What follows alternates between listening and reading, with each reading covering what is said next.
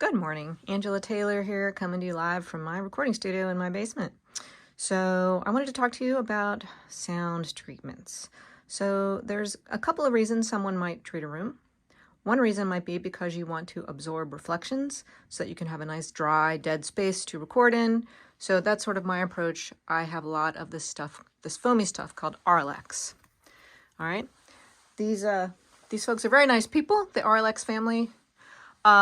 Meaning the family that owns RLX. But sadly, their product really is not that great for absorbing low frequencies.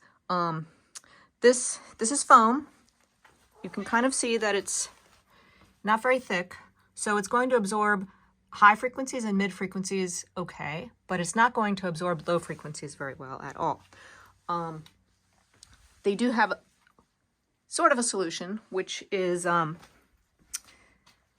these things that you can stick up in at the ceiling wall junction, which are thicker, or they have the really thick ones, which are these sort of cube things that go in the very corners. Now, that's for recording, to make your room, to absorb some sound so your room is deader to record in. And I also have ceiling tiles.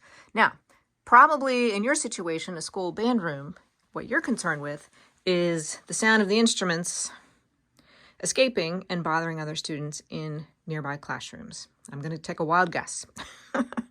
That's a little trickier. Anything absorptive you can put in there will help, okay? But in order to really contain the sound in the room, requires to build a room within a room.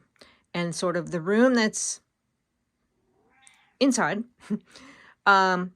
use special glue and special sort of hanging things for the joist and the the supports to keep the inside room from touching any part of the outside room.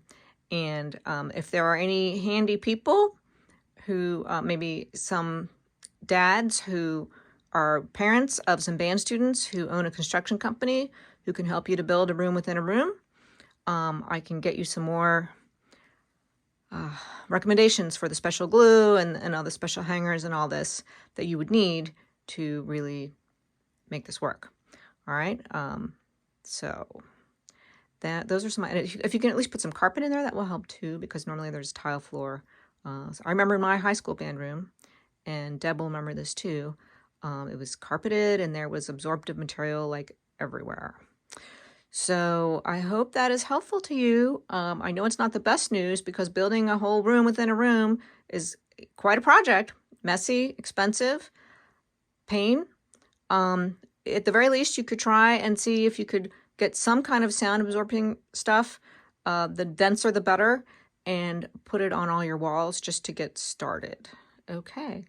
Oh, and if you do have a drop ceiling, I almost forgot to tell you this. A lot of times you can actually move the tiles and you can put additional material up here. Good, I'm so glad I remembered this. Now, I'm going to tell you, the fluffy insulation, the pink stuff, it works. It's better than nothing. So you can see I've got some fluffy pink insulation up in here, okay? But what would really work better for the low frequencies is compressed fiberglass. And this is made by Corning. And I will include a link to this in my email for you. And in fact, what you could just, I don't know how heavy it's going to be. If it's not too heavy, you can just put layer upon layer of it up in here above your ceiling tiles. Hopefully if you do have ceiling tiles, hopefully they are absorptive. You would not want to paint them with anything because that will mess up their absorption. And if you even just get boxes of this compressed fiberglass stuff, which looks a lot like a ceiling tile, by the way, you can just take the cardboard boxes, literally, not even take them out of the box, and just stick them in the corners, and that will absorb a lot of the bass sound, which really the bass is what tends to travel from room to room and be heard beyond your immediate classroom. All right, I hope that was helpful. Call me with any questions. Bye.